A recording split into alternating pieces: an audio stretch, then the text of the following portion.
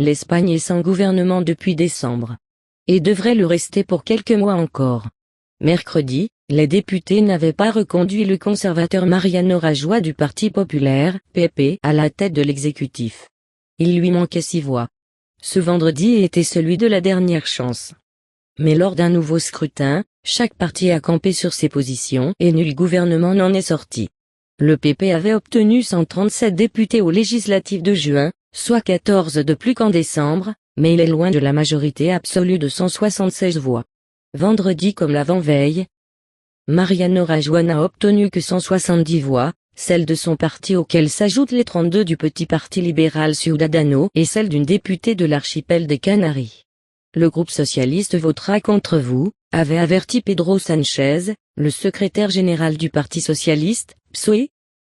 Première force d'opposition, à l'ouverture d'un débat virulent, où Mariano Rajoy a été traité de menteur, qui ferme les yeux sur la corruption de son parti. Il a reproché aux dirigeants conservateurs de n'avoir fait aucun effort pour élargir sa majorité et d'avoir simplement exigé l'abstention de ses adversaires sur le mode c'est moi ou le chaos. Le PSOE ne veut pas abandonner le champ à Podemos. Le PSOE n'envisageait pas de s'abstenir en faveur du chef impopulaire d'un parti éclaboussé par une succession de scandales de corruption. Ce serait, explique un conseiller de Pedro Sánchez, abandonner le champ à Podemos, le parti anti-austérité de Pablo Iglesias, NDLR. Vendredi soir, une porte-parole du PSOE a indiqué à l'AFP que Pedro Sánchez allait parler avec les forces du changement, Ciudadanos et Podemos.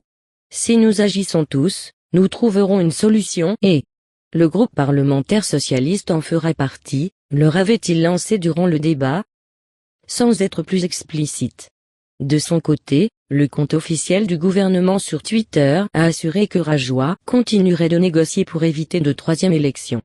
Ses partisans espèrent toujours arracher l'appui des 5 députés du Parti nationaliste basque PNV, si jamais celui-ci a besoin du soutien des conservateurs pour rester au pouvoir au Pays basque.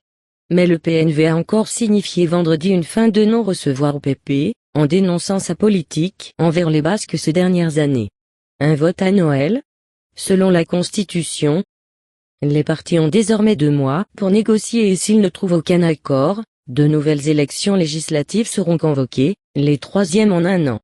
Sans quoi le Parlement sera dissous automatiquement au 31 octobre et de nouvelles élections devront être convoquées.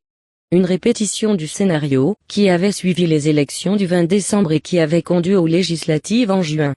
Selon les délais fixés par la loi électorale, la date choisie par le chef de gouvernement pour le débat entraîne la convocation des prochaines élections le 25 décembre. Une façon de faire chanter l'adversaire, selon ses détracteurs. Mais le PSOE prépare un amendement pour raccourcir la campagne, afin que le vote ait lieu le 18 décembre. Il a reçu pour cela l'appui de Ciudadanos et de Podemos. Un signe que tous pensent déjà qu'il faudra retourner aux urnes.